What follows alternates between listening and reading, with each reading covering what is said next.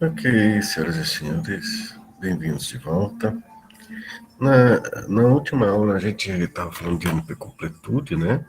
Mas foi uma aula que começou de forma inusitada, porque vocês começaram. Olha, adoro quando um aluno faz isso, então vocês tiveram a oportunidade. Você traz o assunto, né? Então é muito legal isso daí. Gostei muito da aula para vocês. Eu não sei se vocês apreciam tanto aquele conteúdo, se aquele é mais teórico, mas é os limites, e são os limites da computação, né? E agora a gente vai voltar para o assunto que nós tínhamos começado da vez passada, né? Temos mais alguns algoritmos para ver aqui, certo? E o nosso próximo método é um método de... Vamos primeiro lembrar como é a vereadora mínima. Perdoe-me. Vocês estão lembrados disso? Ou talvez não, então vou repetir. A vereadora mínima, você tem um grafo, tá certo? E você quer comprar as conexões de forma que você interconecte todo mundo. Então, esse gráfico que a gente está vendo não são de conexões que já estão construídas, são conexões a construir, e o custo delas. E a gente quer ligar todo mundo ao menor custo possível. Então, a gente viu a primeira estratégia na semana passada, na segunda-feira da semana passada, ou não, na anterior, que é simplesmente ir se pegando, tá certo? A aresta de menor custo, e desde que ela junte nós que pertencem a conjuntos diferentes, irá funcionar, certo? Ali é um grafo pequeno, num grafo maior, deixa eu botar um grafo, não, deixa eu botar um grafo mais bonitinho de se ver. Pronto. Aqui ele vai sempre começar com as arestas de menor custo. Enquanto elas juntarem nós que estão em conjuntos diferentes, então vai funcionar.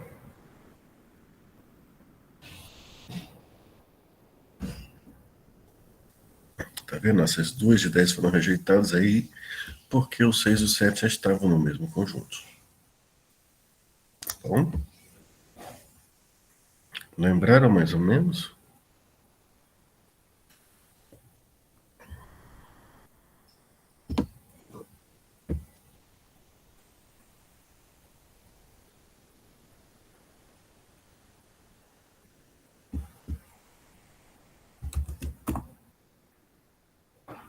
Vocês se lembram disso? Não se lembram? Por favor.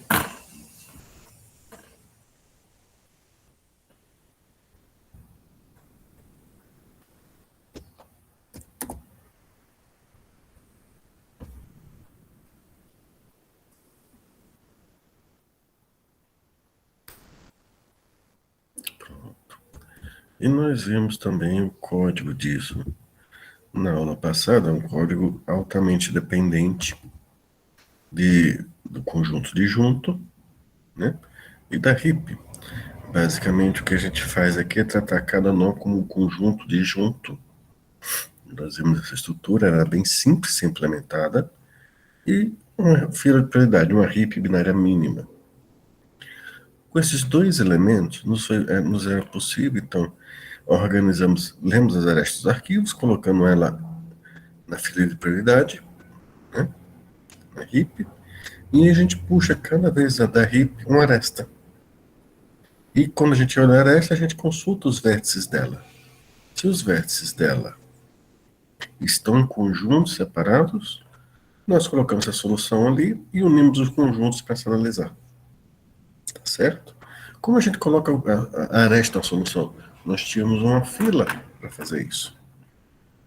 Tá certo? Então nós colocamos a aresta na fila que a gente está selecionando. Se a gente puxasse uma dessa e tivesse em conjuntos separados, unimos e colocamos a solução e atualizamos o custo. Se não, nós iríamos puxar a próxima solução da RIP. Tá bom? Acontece que essa não é a única maneira de se fazer as coisas. Temos uma outra maneira. Uma observação importante, só para eu lembrar disso aqui, sobre os dois, são tanto sobre o PRIM como o CRUS, que nós vimos que nós vamos ver hoje, nós vimos CRUS como passado, então nós vamos ver o PRIM, é o seguinte, todos eles, vocês observam que eles começam selecionando a opção mais atrativa. Como as coisas custam para adquirir, nós queremos aquela que custa menos e, portanto, é mais atrativa. Se fossem, por exemplo, vamos pensar em um outro problema, tá certo? Esse problema também não tá, já foi traduzido para computação, é um problema, hoje é considerado um problema clássico da computação, é um problema da mochila, que é o seguinte: imagine que você vai para uma selva, tá certo? Descobriram Eldorado, e Eldorado não é o Eldorado do milho, mas é o Eldorado dos sonhos, aquela cheia de ouro e diamante. E você vai lá com a equipe mapear o local enquanto o pessoal vai saquear o ouro, tá certo? Acontece que o governo botou lá uma restrição. Você só pode entrar lá com uma mochila de capacidade, vamos supor, 50 litros, tá certo? De capacidade. Só que esse Eldorado é no meio de uma selva. Então, o que você coloca na mochila, tá certo? Para ir para Eldorado. Então, pergunto a vocês: se vocês fossem numa expedição e tivessem uma capacidade limitada no meio de uma selva, mas fosse uma aventura que pudesse dar lucro, o que vocês levariam?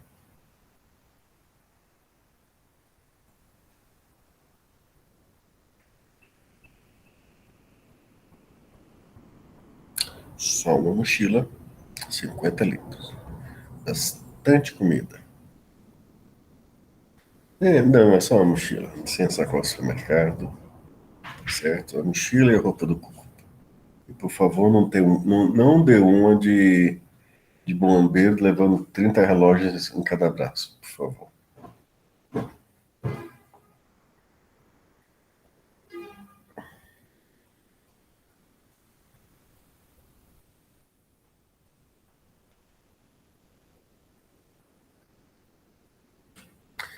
Ok. Então, tem que se levar suprimentos, água. Mas será que é só isso? Será que eu levo soro etiofídico? Quais são as cobras que vão ter lá? Um facão, caso tenha que passar pela selva? Laptop? Celular de satélite? Quanto de cada? Esse problema é o problema da mochila. Que itens eu seleciono, certo? Dentro dos limites da capacidade para levar para a selva. Aí como é que eu resolvo isso? Simples. Para cada item, você associa uma atratividade para ele. Bom, é o primeiro passo para você modelar isso em termos de computação. Você quer selecionar o item em termos de atratividade, só que cada item também tem um espaço que ocupa. Então você bota um volume ali. E aí você vai ter que selecionar a quantidade de itens que ocupa o volume. Esse problema é um problema árduo, esse é difícil. O que significa dizer que nós não podemos solucioná-lo de forma precisa e exata para todo e qualquer caso em tempo polinomial, a não ser que P seja igual a NP. No entanto, você pode fazer uma questão de atratividade, né? Eu quero o máximo lucro, mas eu quero não pode ocupar volume. Então, se eu botar atratividade e dividir pelo volume que o item ocupa, eu começo a saber, ter uma noção melhor de custo-benefício, né? E eu posso usar esse critério para selecionar o máximo que eu puder dos itens. Claro que a quantidade de itens disponíveis em cada um é um limite, ou pelo menos não faz sentido se levar 50 litros de sorofídico e não levar absolutamente nada de água. Mas é o problema da mochila. E ele pode ser aproximado tanto pela essa técnica que nós estamos vendo aqui hoje, não a veladora especificamente, mas a técnica gananciosa ou gulosa, em que você estabelece um critério de atratividade e vai selecionando o máximo que pode daquele item atrativo ou não. Mas isso é uma história fictícia. E Eldorado não surge todo dia. Mas, no entanto, esse problema é solucionado milhares de vezes todo dia Porque ele tem um interesse econômico bem peculiar. Alguém aqui já ouviu falar de mercado de ações?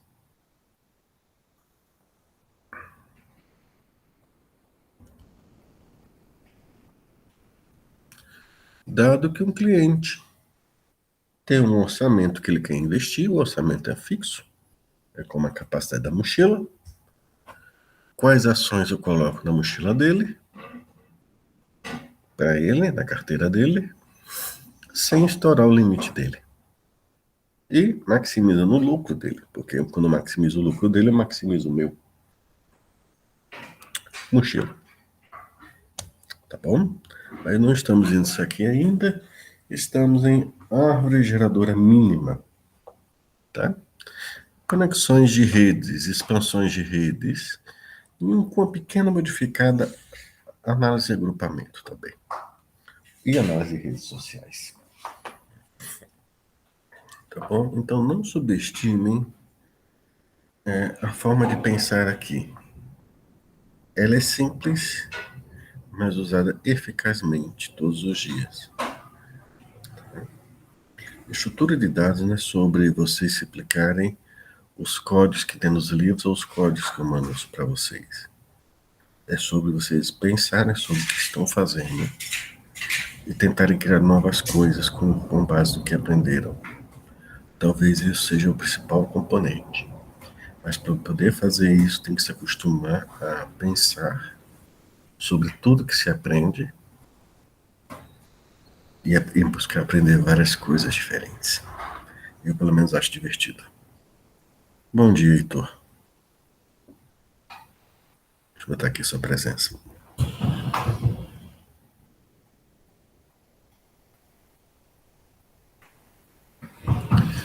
Então, vamos para a próxima técnica. A próxima técnica explora também o critério guloso. Mas a forma dele se organizar, como ele executa esse critério é diferente. Novamente, o critério dele vai ser Areste menor custo, só que ele não vai começar. Eu vou reduzir a velocidade, então. Aliás, não, vou deixar na mesa para a gente ter uma noção. Ele precisa de um vértice inicial. Ele vai construir a árvore geradora a partir desse vértice. Como? Vamos ver. Olha só aqui. Ele só tinha um zero. Aí ele vê a conexão mais barata. Pronto. Deixa ele rodar aqui, a gente roda passo a passo.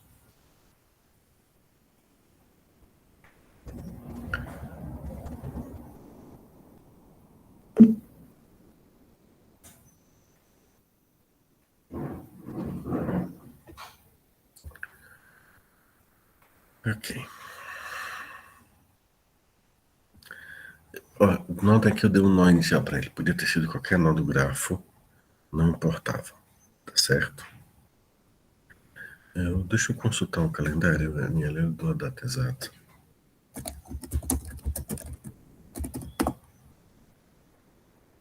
Até porque se acabar no final de novembro, eu tenho que pisar um pouquinho no acelerador, mas já, uma vez visto NP completude, metade dos meus temores já desaparecem.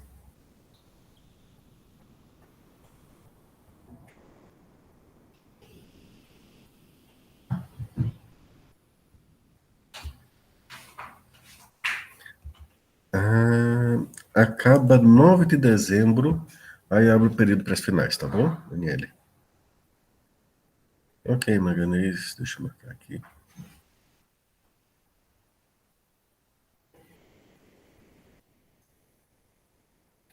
Ok, então vamos ver aqui como é que funciona esse algoritmo aqui.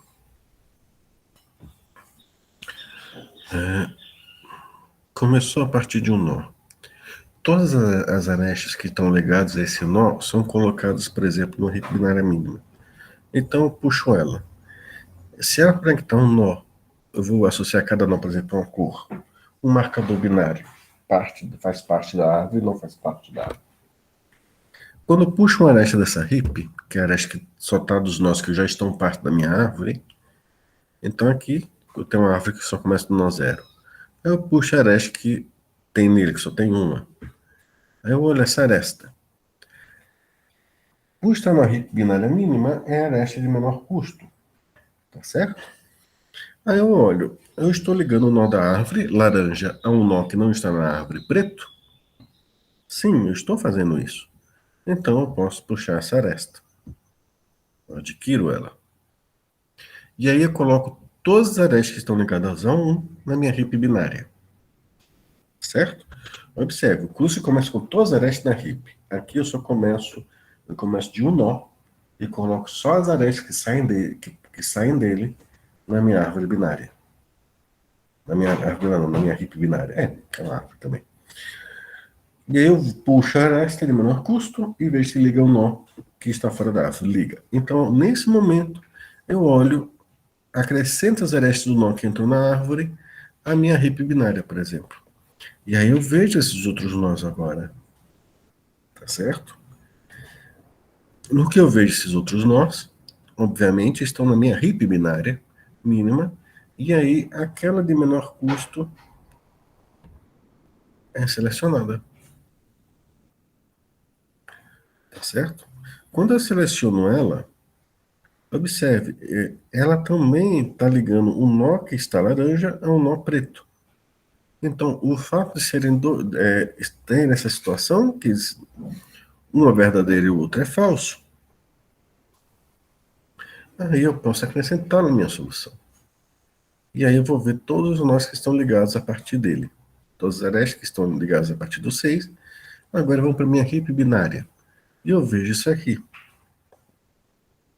Eu tenho agora um empate em 3 arestas, ele vai escolher, tanto faz qual que ele vai escolher. Escolheu aquela. Observe, aquela liga um laranja a um preto, então ele pode escolher ela sem medo, sem recusá-la. Eu só esse ligar dois laranja, aí você vai puxar a próxima da RIP binária. E agora com 2 nesse conjunto aqui, tá certo? Eu posso olhar aqui agora as outras arestas, tá certo? As arestas que saem do 2. E aí eu escolho a de menor custo. Observe que quando essa aresta 2,7 entrar na RIP binária, ela vai para o topo, porque é de menor custo. E ela liga um preto a um laranja. Então, o nó é selecionado. E aí eu vejo os arestas que saem do 7, que não estavam lá na RIP binária. Puxa, ali é mais barata que liga 2. É uma das mais baratas que liga um laranja a um preto. Observe que se eu olhasse a 6,7, não faria sentido, porque ela liga 2 nós laranja. Mas isso vai acontecer em breve. Quando inclui 3, inclui as arestas que não estavam antes. E ele vai puxando assim. Agora, olha só. Calma. 6, 7. As duas arestas, os dois nós já são laranjas, então ele não vai pegar essa aresta.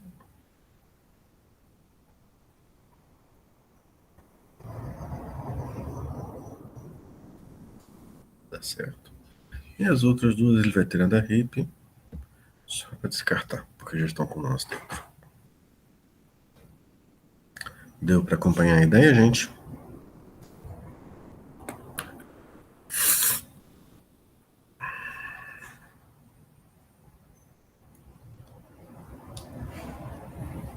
Ok?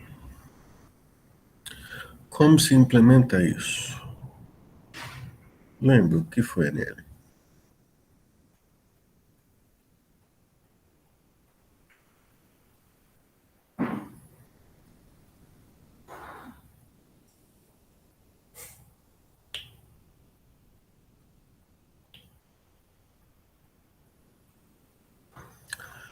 Lembre-se que está selecionando sempre de menor custo.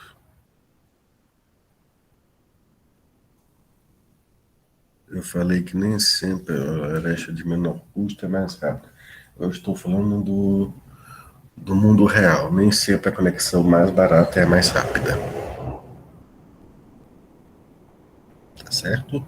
Em termos de modelagem, uma questão a se considerar, tá certo? Aqui a gente tá falando de custo de aquisição. Não estamos falando em velocidade de transmissão. Tá certo? Então tá falando em termos de modelagem do mundo real. Tá certo? Nem sempre o menor custo é mais rápida. Tudo depende. Se a gente estivesse falando, por exemplo, de asfaltar ruas, então possivelmente as ruas de menor custo são as ruas mais curtas. Então realmente faz sentido elas serem mais rápidas.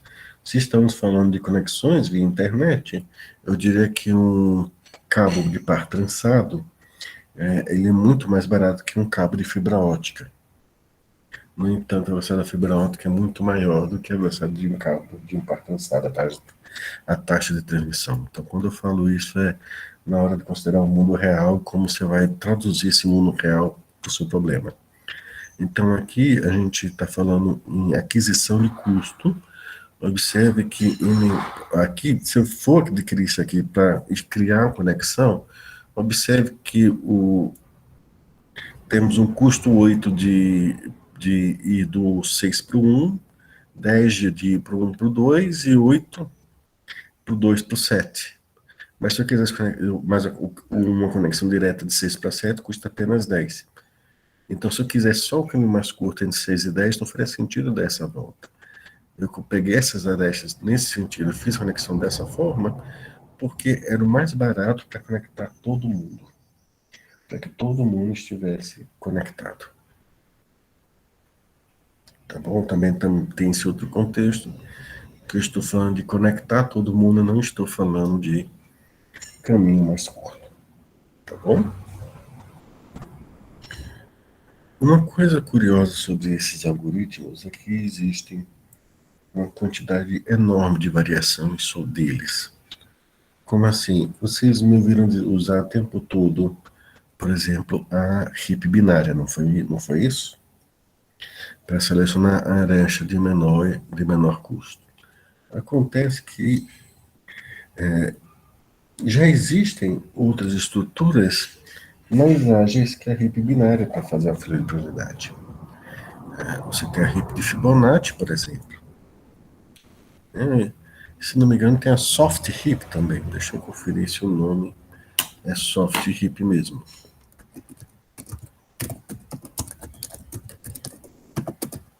Acho que é esse o nome correto. É. Que ela é mais rápida para isso, desde que você esteja trabalhando com um volume de dados mais alto, né? O custo é amortizado nas operações. Então, na verdade, os algoritmos modernos, para fazer essas relações, eles trocam a estrutura pegam essas mesmas ideias de cru e de prim e trocam só qual a estrutura de dados para qual você vai dar prioridade. Se é uma heap binária, se é uma heap de Fibonacci, ou se é uma soft heap. Certo? Tranquilos?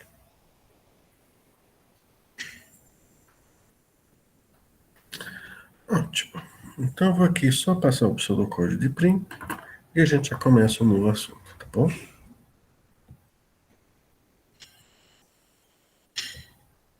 Uma coisa importante é vocês também entenderem que o pseudocódigo está modelando algo, então você tem que ler ele com mais calma, tá?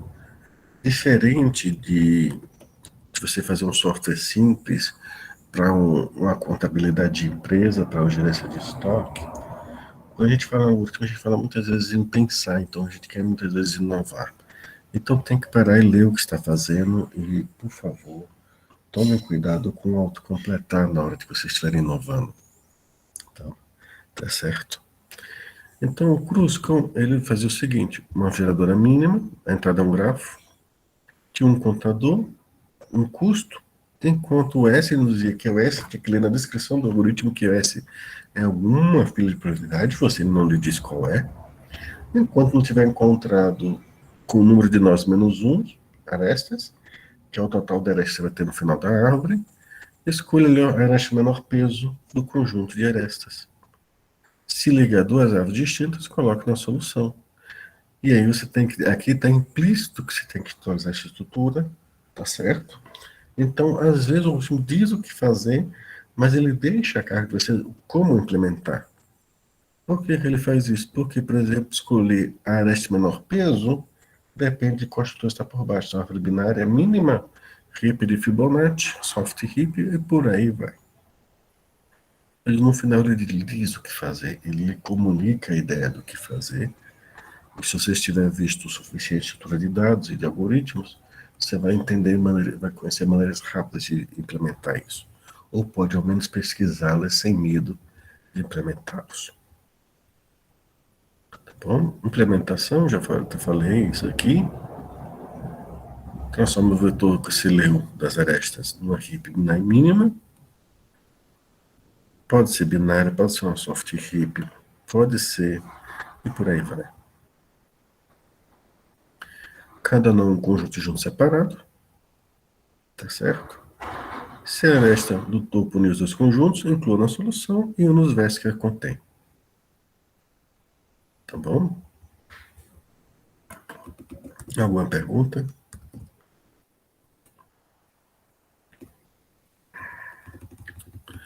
Vamos ver um pouco isso aqui. Só para ver. Observe o seguinte. Vamos ver o custo disso aqui. Na pior das hipóteses, a última aresta da minha heap binária é que vai ser a ligação final que faltava. Por algum motivo. Então aqui vai iterar enquanto eu tiver aresta. Então esse laço, ele custa a ordem de arestas. Por quê? Porque eu vou iterar enquanto, até conectar os nós, e na pior das hipóteses, vai ser na última aresta, ou quando eu esvaziar o conjunto. Então isso aqui vai iterar o número de arestas. Certo? E aqui me permita dizer-lhes algo importante. Como estamos tratando de grafos, eu vou lhes lembrar que grafos têm sua própria nomenclatura, certo? Para comunicar os números, por exemplo, eles podem falar de V ou cardinalidade de V ou N para número de arestas. É ou cardinalidade. Depende do livro, tem que ler com calma o livro. É maiúsculo, o cardinalidade é maiúsculo, ou N para denotar o número de arestas. Observe que um grafo tem vértices e arestas, então normalmente, como esses dois números relacionam-se com o tamanho do grafo, nós usamos eles para expressar a complexidade dos algoritmos em grafos. Então, esse algoritmo custa o laço da linha 4 é iterações. Escolher uma aresta e removê-la da heap custa log de n, log do número de arestas, tá certo? E ligar duas árvores distintas custa log do número de vértices, certo? Então, a complexidade desse algoritmo, se for uma heap binária mínima, é número de arestas, é log de E. Ou M log de M na base 2. Tá certo? Mas vocês não vão ver esse número assim. Por quê? Porque na pior das hipóteses, M é igual a N ao quadrado. Isso é o que eu falei lá atrás do estudo da dados 1.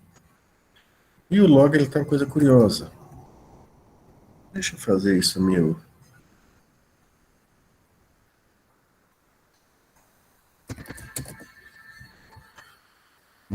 meu quadro de fórmulas. Só ele abrir aqui.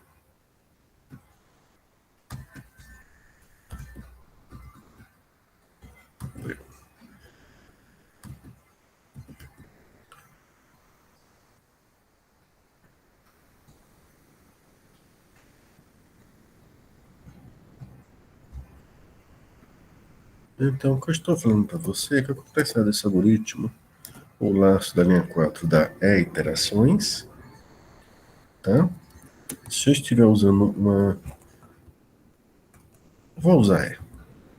Se eu estiver usando uma heap binária mínima, me custa log de N, certo? O log de E, que é o número de arestas que eu tenho na minha heap binária, para remover uma aresta dali. Então, eu teria número de arestas log de E. certo?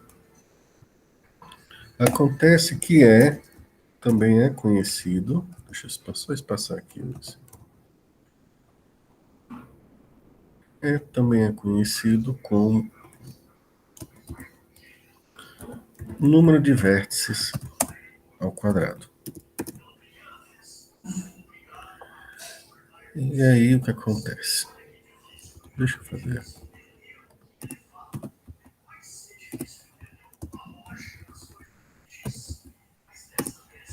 Com licença, só pedir um pouquinho de silêncio aqui.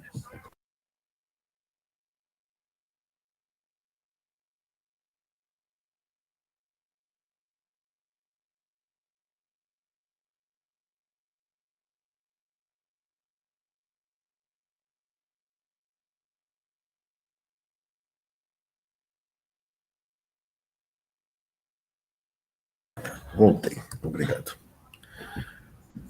Log v ao quadrado. E o log tem uma propriedade que é a seguinte. Log de algo é duas vezes o log de algo ao quadrado, né, é duas vezes o log do elemento não ao quadrado.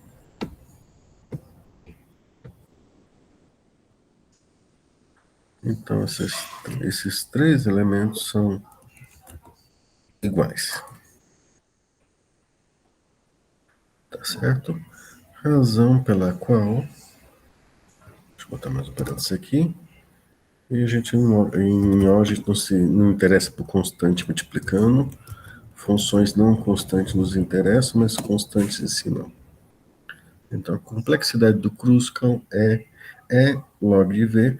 Observe que eu não estou expressando isso agora em termos de uma única variável, até porque o tamanho do grafo ele não é expresso como uma única variável, ele é expresso em função de duas variáveis, o tamanho do conjunto de vértices e o tamanho do conjunto de arestas.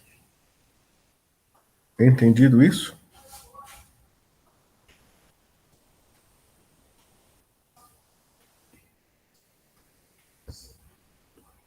Tranquilo com a novidade de usar vértices e arestas na complexidade? É só lembrar que se você usasse em duas dimensões, você tem que considerar o tamanho de cada dimensão na hora de fazer isso. Tá bom? Quando eu fiquei falando naquilo que tem outras estruturas de dados, o que eu estou te falando ou te comunicando é que essa é a complexidade quando eu uso uma heap mínima. A heap binária mínima, ela custa esse log. As outras heaps binárias custam menos. Então, deixa eu pegar aqui, acho que a soft heap é a mais rápida do momento, ela foi criada bem recente. Deixa eu só verificar a complexidade dela.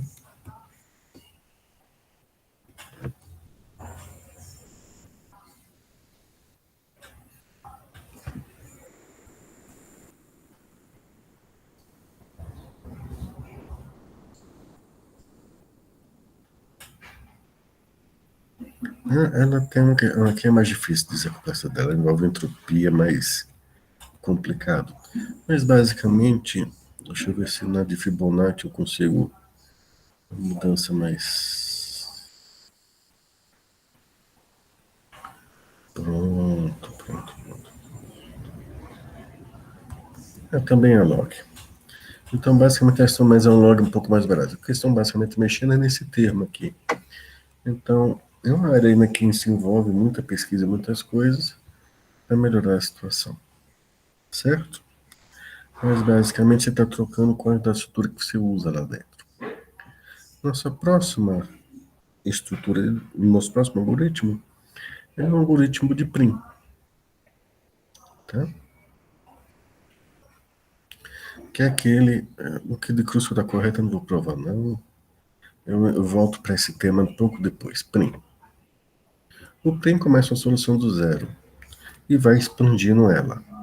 Então ele começa, imagina o seguinte, ele começa a construir a árvore dele da semente. A semente no início é apenas um vértice. E você olha apenas as arestas que saem desse vértice e vai escolhendo a aresta de menor peso que expanda a árvore desses vértices iniciais até alcançar os outros. Tá certo? Escolhe o vértice E dele. Aqui eu marco, o visual usa laranja, aqui eu marco de preto. Tá certo? Cria um vetor, uma heap binária, igual a essas arestas dos demais vértices. Enquanto não tiver as N-1 arestas, escolha a aresta menor peso, desde que a aresta que você tira tem que ter um vértice preto e um vértice que seja branco. É por isso que essa versão a gente chama de primo preto e branco. Você os une e então a lista das arestas. Repete isso até encontrar o grafo. Tá bom? Então, ele é bem simples. Para E de 1 até N-1, acha a peso mínimo, tais que um vértice preto e outro vértice laranja. Tá bom? Obviamente, temos um laço que custa n iterações, n-1, tá certo? Aqui, a gente diria log de n, mas tem que ver a condição de que um vértice tem que estar em cada conjunto. Na você vai fazer isso várias vezes até encontrar. Então, o custo do total de prim é n ao quadrado. Tá bom? Número de vértices ao quadrado. Porque essa instrução 4 não é só tirar da heap mínima, mas é tirar de lá até que você encontre um vértice de cada cor na aresta, em cores distintas. E isso pode custar um pouquinho mais. Tá certo? Tranquilos com ele?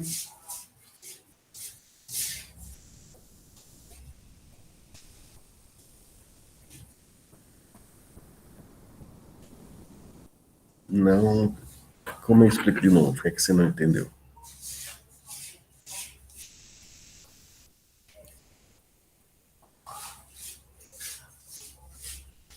Deixa eu passar a animação dele de novo, ver se ajuda.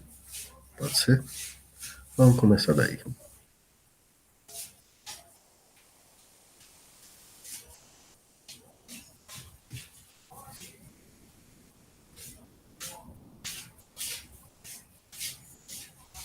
Eu vou pegar aqui outro grafo de exemplo. Vou pegar aquele grafo grandão. Tá? Vocês conseguem ver bem? Conseguem, né? Então, o que acontece? Daniele, me diga um vértice para começar. Qualquer vértice.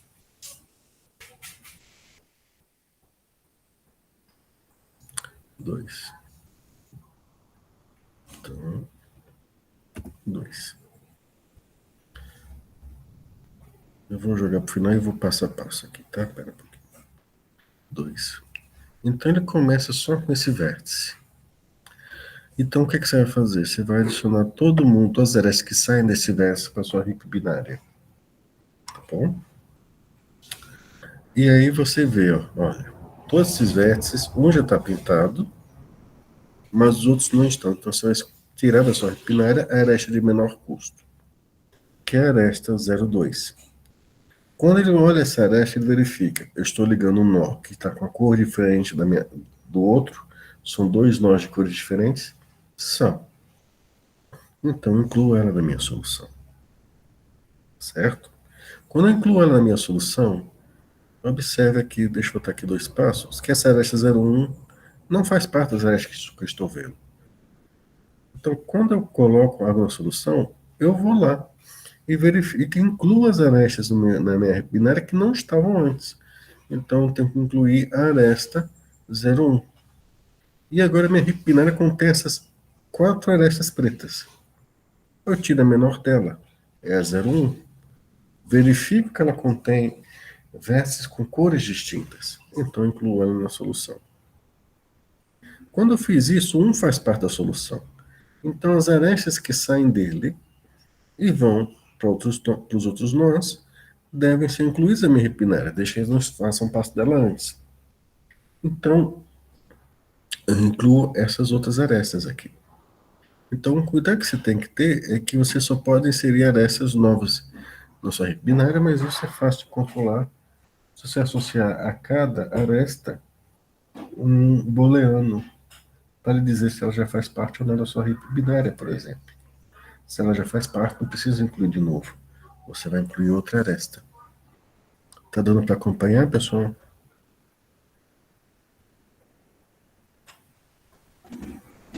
Sim. Aí agora o que acontece? Eu tenho esses três nós que estão pintados agora de preto. Então tá de laranja, mas é para ser preto. Desculpa, o visual algo foi criado depois que eu fiz o slide. Tá? Então o que acontece? Agora eu vou tirar a aresta de menor custo daqui, que é a aresta 1, 4. Observe que eu sempre estou expandindo a rede. Eu não estou pegando arestas que estão desconectadas, como se eu estivesse sempre expandindo ela. Essa aresta liga dois nós que estão com cores diferentes. Eu incluo, atualizo as cores e acrescento as arestas que saem do 4, que não estavam na minha rede binária. Agora, minha rede binária vê todas as arestas que estão aqui em preto. Tá bom? E aí eu pego de menor custo. Tá? Aí o que acontece? A de menor custo aqui seria 1, 2, mas a 1, 2 ela liga duas vestes da mesma cor. Não serve. Então, a próxima aresta mais barata é a 2, 3. São cores diferentes que estão sendo ligadas, então vale a pena eu adquiro ela. Coloco na solução, incluo as demais arestas que não estavam na rede binária nela, que sai a partir do 3. Observe, sempre eu acrescentei um novo nó, as arestas dele que não estavam na rede binária são acrescidas à rede binária. E agora eu vejo esse universo de arestas e pego a mais barata delas, que no caso é a 3, 5. E agora eu vejo mais uma aresta, porque o 5 estava fora. Tá bom? Aí dessas eu pego a mais barata. Ligou nós de cores diferentes. Pode fazer parte da solução.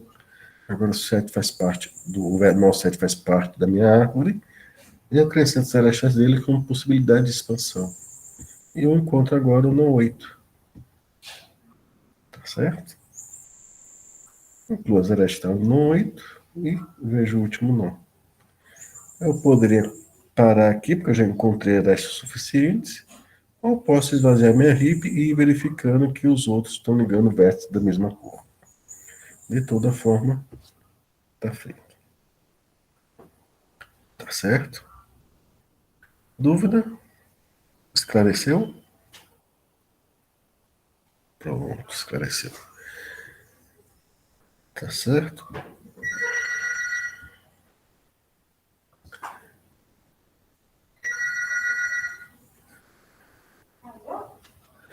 Então, essa é a opção do código dele. Para ir de 1 até -1, ou seja, até você ter uma árvore geradora mínima, que é o número verso -1, ache esse peso mínimo que ligue. Tá certo? Aqui, normalmente, a maneira login, se for só tirar a aresta de peso mínimo.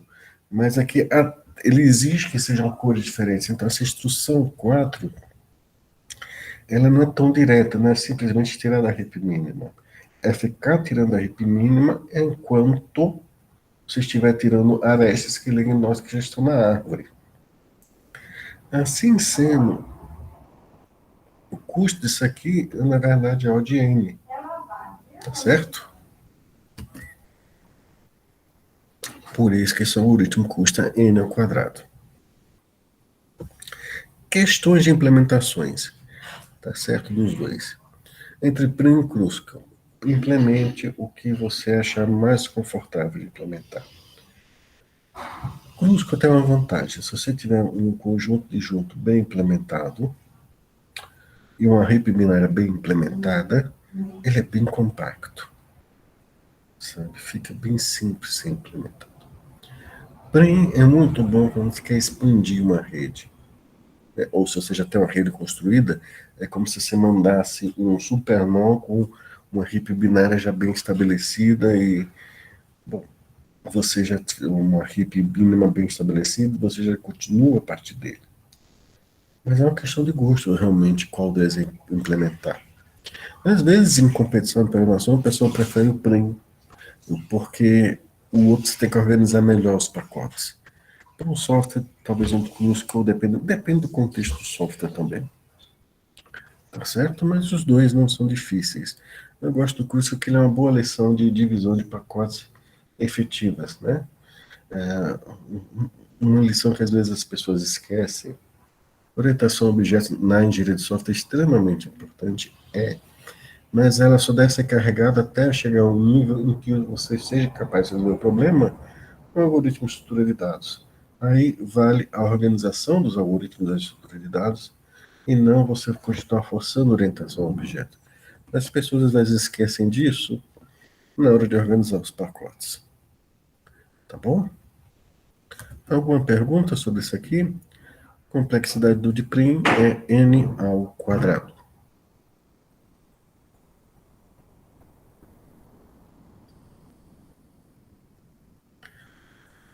Prim sempre vai achar a solução correta? Sim. Vamos raciocinar um pouquinho. Eu começo de um único nó. Eu seleciono a aresta de menor peso, que sai dele para fora, certo? Se isso com o tempo não gerar a árvore de menor custo, é porque deve ter alguma aresta, tá certo? De menor custo que eu não selecionei antes. Mas é um pouco improvável, já que eu estou sempre selecionando aresta de menor custo. A única exceção é se eu estiver pegando, se essa aresta possuir os dois vértices da mesma cor. Aí, nesse caso, essa aresta não pode, não, não faz uma árvore mínima. Ele está gerando ciclos dentro da árvore, o que quebra a seção. Então, ele sempre produz a árvore correta. Cruz que vão sempre produzir árvores de mesmo custo. As duas árvores sempre serão mínimas. Muitas vezes serão exatamente as mesmas árvores, mas podem ser árvores diferentes, mas com custo igual. Entendem o que eu quero dizer?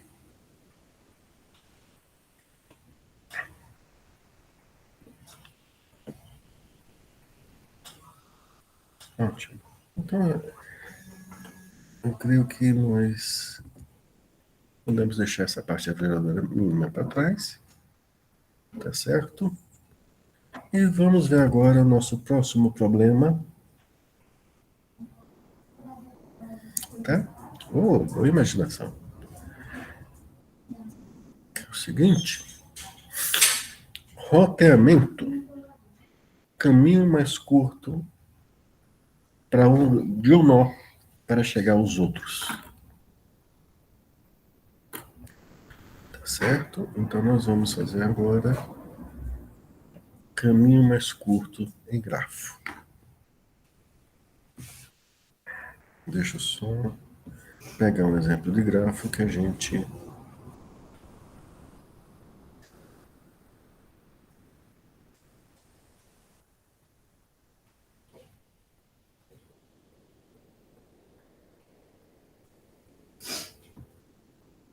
Esse tá bonitinho, tá não?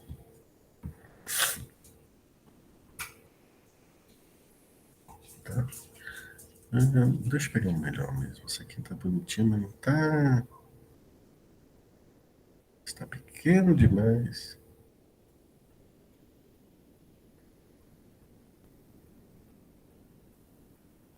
Custo igual.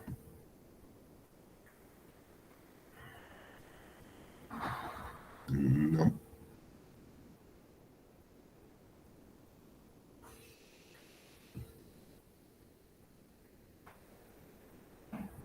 Vamos começar com esse aqui.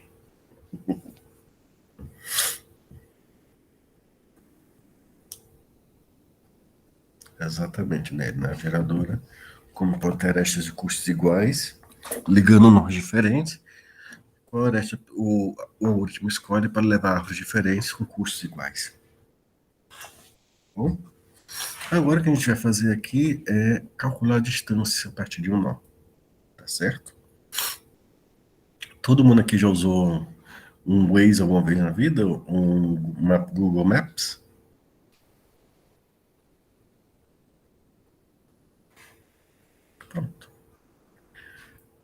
Vamos ver agora a família de algoritmos, certo? Os áudios ficam mais curtos, que ou são eles ou são irmãos quase que gêmeos deles. Vai mudar um pouco a estrutura de dados para alguma etapa, mas em geral são bem parecidos com isso, tá certo? A gente quer construir o caminho mais curto entre dois nós de um grafo.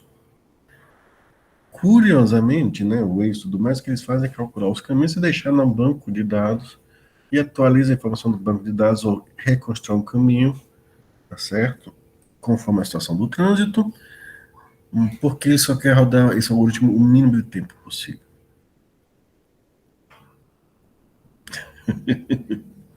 A gente vai ver então como é que a gente faz esses algoritmos. Algumas coisas muito importantes. Nós vamos ver 4 algoritmos, tá? O primeiro, Bellman-Ford. O segundo, Dijkstra. Dijkstra é aquele cara que dá calculadora lá atrás do dados 1. Ele também é responsável por esse algoritmo. Ele também é responsável por compiladores de sistemas distribuídos. Temos por vários conceitos de sistemas distribuídos para evitar o que a gente chama de concorrência ou resolver vários problemas de informação paralela. Tá certo? E muitas outras coisas mais, aqui no caso de caminho mais curto. Tá certo? E depois dele nós vamos ver Floyd Walsh. E devemos encerrar na aula que vem com um grafo direcionado acíclico. Tá bom?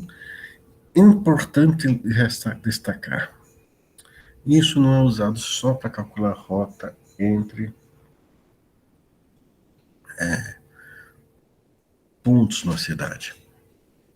Se você tiver, por exemplo, seus dados foram dados de origem genética, você pode querer saber qual o caminho evolutivo de uma espécie em direção à outra. Ou, não, isso aqui não tem tanto utilizado, mas uma que é constantemente utilizada pelo mercado financeiro é transações em moedas. Porque cada arestas tem um custo associado, então é, a gente está tratando como se fosse ir e voltar. Os algoritmos que mais curtos, as arestas não são de mão dupla sempre, Daniela.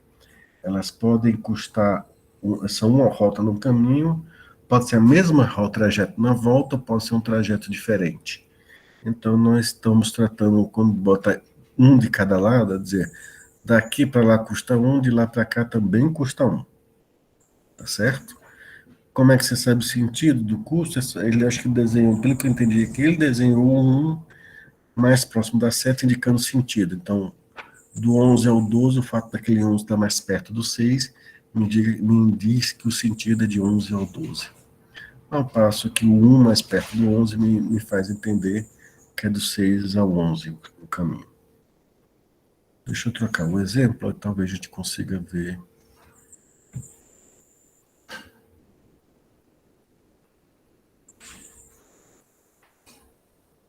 Aqui a gente tem um exemplo. Ou seja, várias coisas aqui não estão. Você não tem mão dupla aqui, tá certo? Por isso que tá essa situação. Naquele caso ali, o 1 é para dizer que o custo tanto para ir quanto para voltar era exatamente o mesmo. Deixa eu só lembrar aqui qual era o grafo. Estamos aqui. Tá certo? Um outro uso para isso é em mercados financeiros.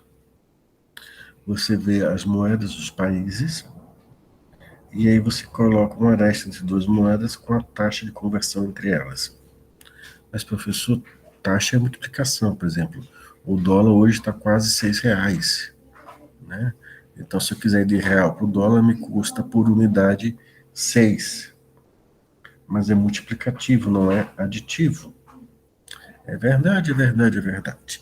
Mas aí a gente volta para aquela lição da matemática, né? Matemática às vezes é muito boa para resolver problemas.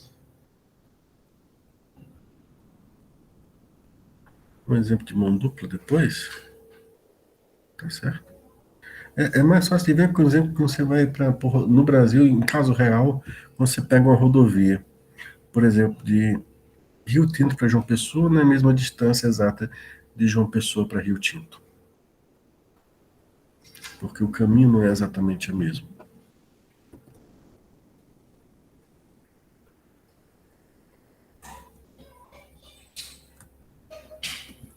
Tá bom? Vamos pensar o seguinte. Normalmente o custo das arestas é aditivo, então 6, 7 e por aí vai. Por aí vai na matemática, são 3 pontinhos. O que acontece é que quando eu estou fazendo transação em moeda, R$ 6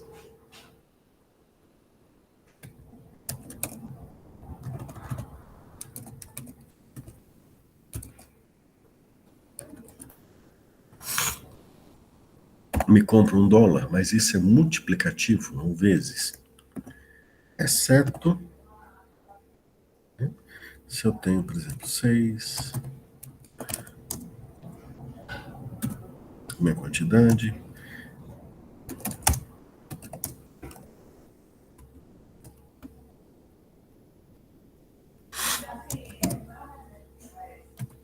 e por aí vai.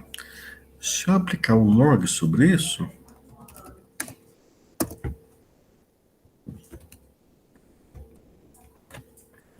ou seja, o log de um conjunto grande de produtos,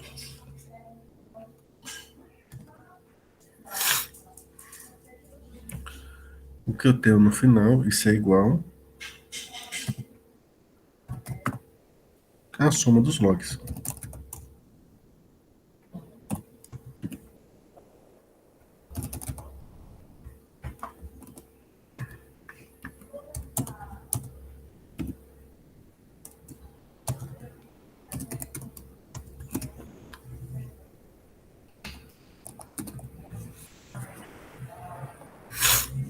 Tá certo? Ou seja, uma transação financeira que é, por exemplo, converter de real para dólar, de dólar para libra esterlina, de libra esterlina para franco, e depois de volta para o real, tá certo? É uma sequência de multiplicações.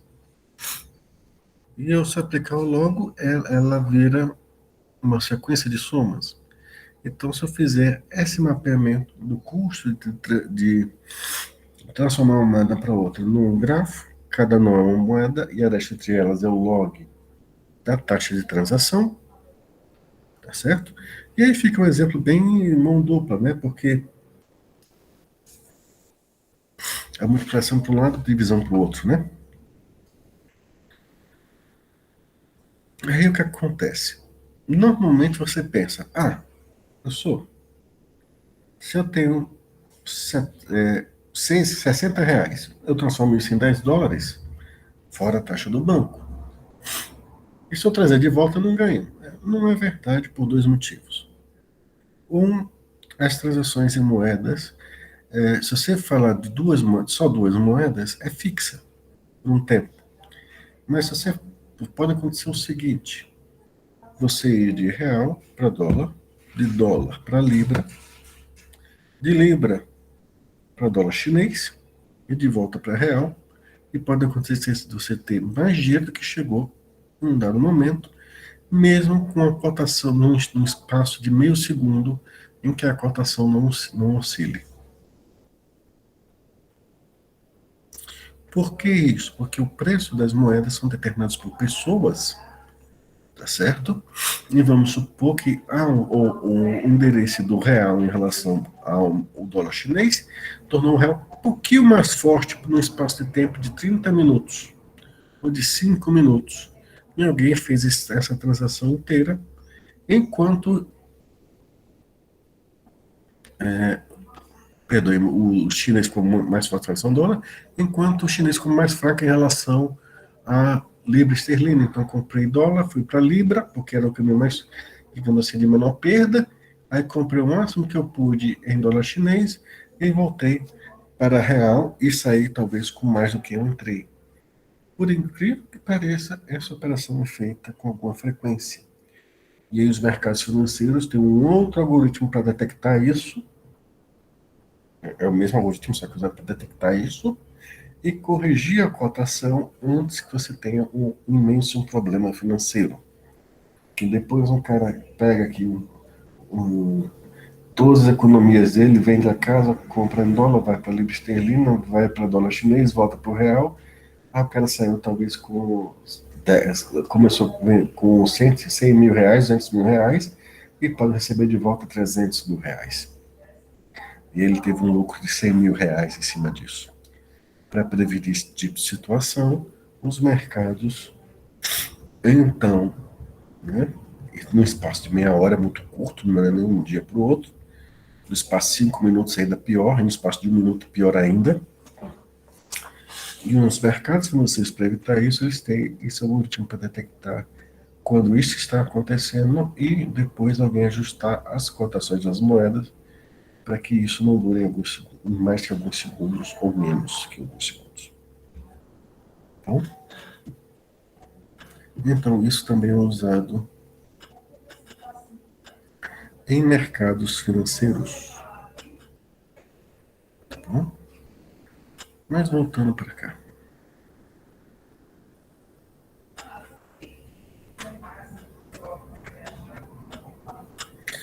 Nós vamos ver primeiro um algoritmo de Bell-Montfort. Tá? Nós, de certa maneira, nós já conhecemos um outro caminho mais curto, desde que os gráficos tenham todos os pesos iguais, que é a busca em largura que nós vemos no dado zoom. Funcionaria para esse gráfico, mas se o peso, ou seja, se o custo para atravessar uma aresta, seja em tempo, em dinheiro de passagem de ônibus, em combustível, for diferente para cada aresta, o que normalmente é, ele não vai funcionar, razão pela qual nós utilizamos outros algoritmos. Um deles é o de Bell-Montfort. Ele é baseado num resultado matemático bem simples, que é se eu fizer uma dada operação sobre cada uma das arestas e repetir isso, mantendo as arestas sobre a mesma volta, repetir isso N vezes, eu vou ter construído o caminho mais curto entre eles, entre o ponto de partida e todos os demais nós.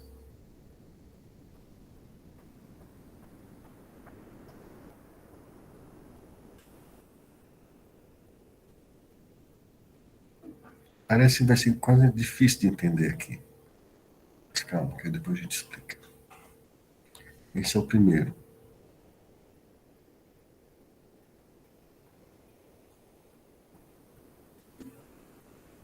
Ele terminou a primeira iteração agora. Só terminar aí. E depois ele vai repetir isso mais N-1 vezes, até encontrar todos os caminhos mais curtos.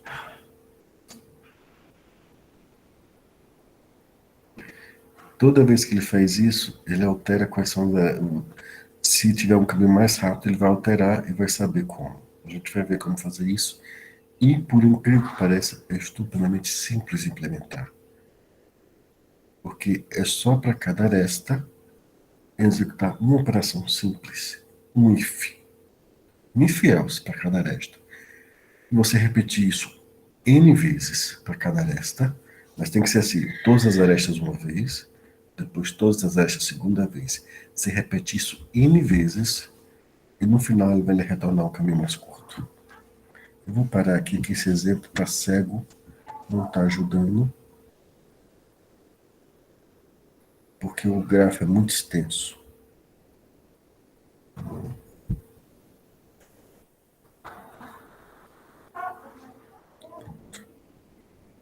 Esse é um gráfico.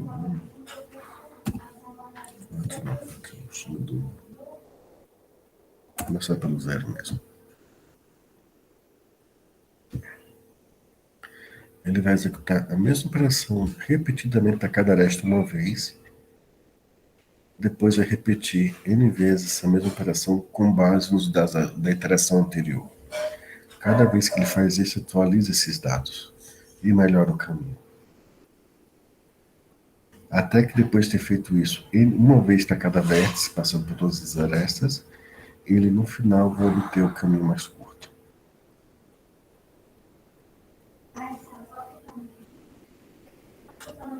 Tá certo? Então é como se ele começasse construindo um caminho de uma vez, é um pouco demorado. O custo dele é n ao cubo. Mas é o único que vai poder lidar com arestas negativas. O outro, eu acho que é mais intuitivo, que é você começa de um nó e escolhe a aresta, e vê qual é a aresta de menor custo dele e vai expandindo com base nisso.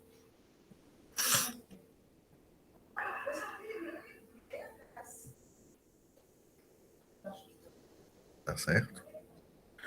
Aqui talvez seja uma aula em que vê o pseudocódigo, o algoritmo, para depois ver como ele funciona, parece ser mais instrutivo, vamos dizer assim. Então, nele, respire fundo.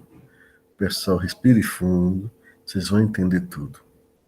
E esses também são conceitos simples. Talvez eu tenha escolhido a estratégia errada de apresentar para vocês. Talvez seja melhor eu apresentar primeiro o pseudocódigo, a ideia dele, e depois a gente olhar como é que ele funciona no exemplo. Tá bom? Mas o que ele fez aqui, deixa eu só explicar essa outra ideia, é a partir de um dado vértice, você escolhe as arestas mais curtas a partir dele. E depois esses outros versos são enfileirados. Se esses outros versos acharam que deu mais, por exemplo, tem um caminho de 0 ao 3 com custo 7. Do 0 ao 1 custa 2. E do 1 ao 3 custa 3. 2 mais 3 é 5. 5 é mais barato que 7, então eu atualizo o caminho. Eu não tinha um caminho direto do 6 ao 4. Agora eu tenho do 6 ao 1 custo 2, do 1 ao 4 custo 6, total custo embaixo do vértice 8. Eu atualizo. Pego o próximo. Tá certo? Aqui custa 5 para chegar no 3, custava mais 5 para ir para o 4, 5 mais 5, 10, caro demais. O custo 8 do 4 é mais barato. Então, eu não peguei esse caminho, acabei com esse nó, veio esse nó, me custou 6 para chegar nele, e me custa 1 para dele chegar ao 4. Então, se é mais barato eu vir aqui. Aqui é um nó que só chega nele, não sai, ele é um sumidouro. Tá? Você entra aí, você não sai mais. E pronto, acabou.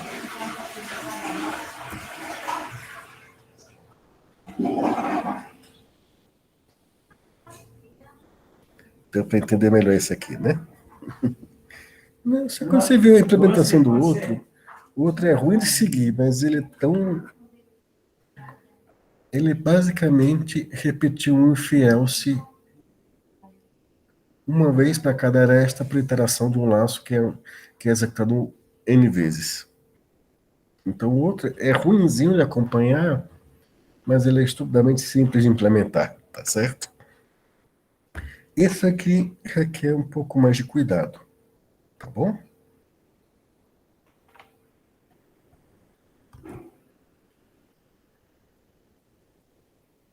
Aí no final você tem o grafo inteiro. Um outro algoritmo, deixa eu ver se eu tenho ele aqui. Não tenho ele aqui, então não vou mostrar ele. Mas observe, eu pedi só um ponto de partida, né? E em nenhum momento ele disse qual era o meu destino. Disse para vocês?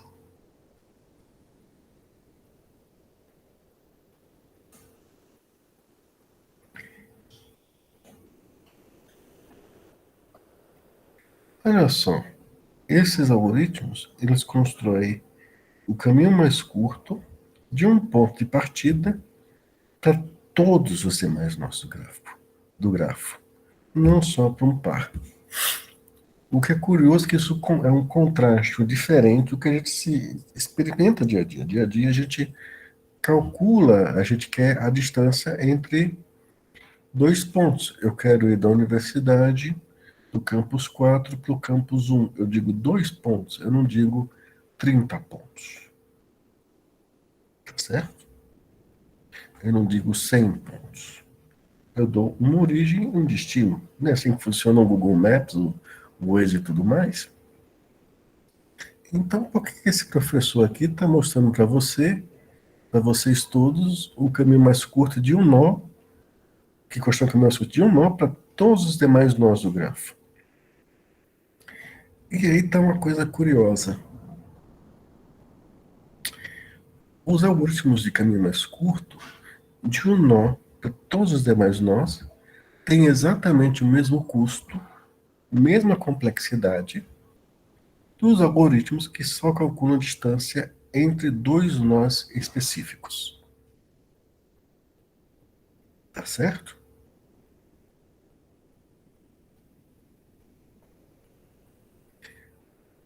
E, ademais, os algoritmos que calculam a distância só entre dois nós,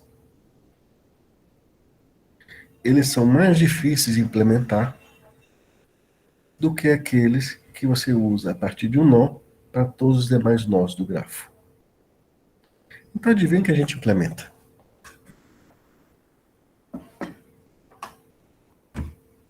tá certo? A gente implementa de um nó para todo mundo e guarda o resultado para consulta, certo? E nós vamos ver que nós vamos, além de construir o caminho, guardar informação para reconstruir, para informar o usuário quando ele quiser, eu quero o caminho do 0 ao 3. Ele vai saber que é do 0 para o 1 e do 1 para o 3. Tá certo? Observe que vai ser uma solução diferente para cada ponto de partida. Se eu mudar meu ponto de partida aqui, eu comecei do 0. Deixa eu começar do 1.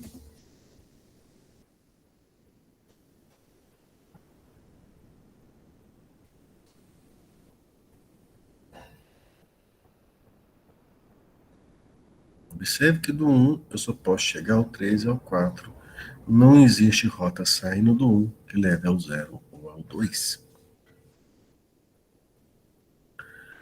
Pronto, Aniele, quando você usa o Google Maps, você bota um ponto de partida e um destino, não é isso?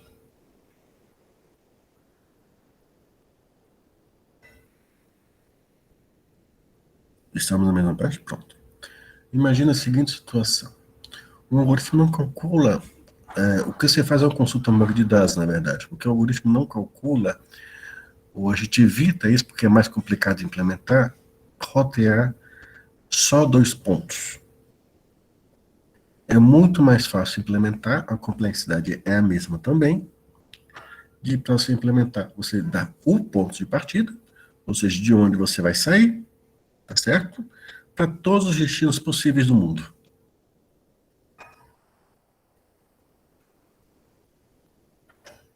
Entendeu? Você quer sair de Rio Tinto para a universidade, o custo de calcular isso é o mesmo se você calcular em simultâneo, saindo do campus 4 para o campus 1, para Mamanguape, para Canguaretama, para Praia de Boa Vista, para Manaus, o custo é exatamente o mesmo se você calcular para todos os outros destinos em simultâneo, a partir de um ponto de partida. E, ademais, se eu quiser isolar e só manter o ponto de partida e o destino que a pessoa me solicita, eu vou complicar a implementação do código e ele vai custar exatamente o mesmo tempo, ou seja, vai custar a mesma coisa, a mesma complexidade e vai me dar mais que o dobro de trabalho de implementar. Então, o que é que os Google Maps ou todos os outros Waze ou todos os outros GPS fazem? Calculam a rota, todo mundo para todo mundo, ou seja, repete por uma maneira, não seria única, seria repetido 10, por exemplo, para cada vértice, guarde um banco de dados, e quando a pessoa perguntar, eu recupero do banco de dados. Tá? Se eu quiser botar influência de rotas, eu uso um pouco de geometria só para isolar sobre quais ruas posso atualizar meu código para ver o caminho alternativo, mas basicamente é isso. Você calcula de um ponto de partida para todos os outros destinos possíveis. Tá certo? E aí, esse custo é exatamente o mesmo de você só calcular entre um único ponto de partida e um único destino. Então, na prática, nós calculamos os caminhos, e guardando-os em banco de dados. Isso, obviamente, para mapas, para questões de mercado financeiro. Isso é repetido porque o gráfico tem seus pesos mudando conforme a cotação das moedas. Então, isso é repetido dezenas de vezes por minuto, tá certo? Você tem até aplicativos, certo? E você tem até aplicativos que ficam monitorando o mercado financeiro e se acontecer dele encontrar uma transação em moedas que você sai com mais dinheiro do que chegou, do que você largou a mão, num intervalo de curto tempo, ele executa para você em tempo real. Isso é um problema, tá certo? Ganha dinheiro quando você investe em dólar e espera os políticos brasileiros afundarem ainda mais o Brasil para recuperar mais dinheiro do que se colocou, depois de um ano, depois de 2 anos, é uma coisa. Fazer isso no intervalo de 5 minutos, você pode quebrar o mercado financeiro. Ou no intervalo de poucos segundos, você pode quebrar o mercado financeiro. E, aliás, isso é possível e deve acontecer algumas vezes por dia, todos os dias, não só no Brasil, mas no resto do mundo também, já que tem aplicativos que exploram isso. Tá bom? E esse vai ser o tema de nossa próxima aula. Tá bom? Eu vou parar por aqui. A gente já falou de muita coisa. Tem um capítulo naquele livro vermelho e deve ter também nos outros. Deixa eu ver aqui para o cigarro. Tá certo? Vocês fazem uma leitura dele, não queiram entender tudo de cara. É uma leitura para vocês só eu começar a falar e qualquer coisa que vocês não tiverem entendido, a gente vai continuar falando disso. Não se preocupe, tá? A gente vai continuar falando. Eu só quero que vocês deem uma lida antes, porque aí vocês ficam mais claros onde está a sua dúvida. Aí fica mais fácil de tentar achar, comunicar a solução para sua dúvida. Senão a gente também trabalha do mesmo jeito, não tem problema.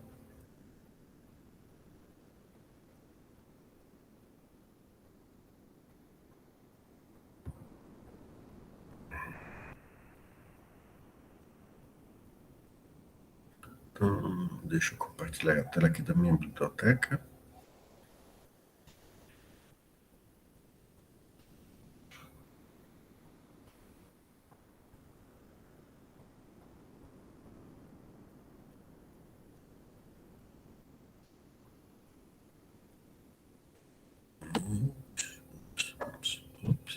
Nesse algoritmos aqui das Gupta, é o capítulo 4, caminho mais curto, caminhos em grafos, tá certo? Ele vai começar a explicar isso, por favor, dê uma lida, tá bom?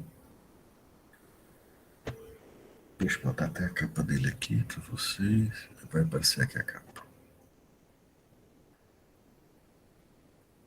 Então, esse livro aqui, Algoritmos das Gupta, capítulo 4, essa capa aqui, e nesse aqui, no Cormen,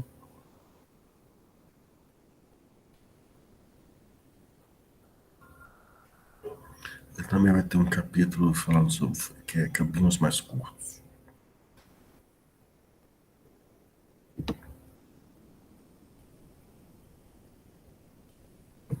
Na parte de algoritmos em grafos, cadê? Aqui está. Capítulos 24 e 25. Caminhos de fonte única e caminhos entre todos os nós. Certo?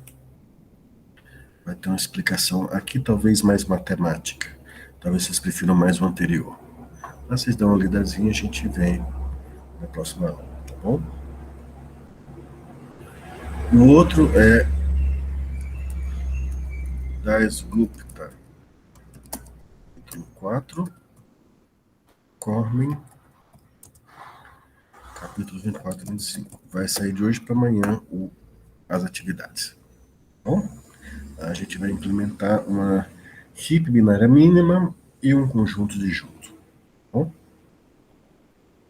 Na próxima atividade. E depois dela a gente faz um caminho mais curto ou uma árvore geradora mínima para a unidade 2. Ou talvez um caminho mais curto e uma árvore geradora mínima, como 5 e 5 cada um para a unidade 2. Tá certo assim? E na unidade 3 a gente acha o que mais precisa implementar. Tá bom? Então a gente fica por aqui hoje. Tá? Saudade de vocês, se eu tava. Tá? Até a próxima aula, segunda-feira, tá bom?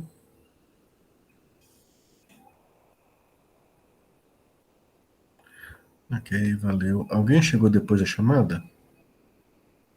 Valeu. Não, tô saindo, então.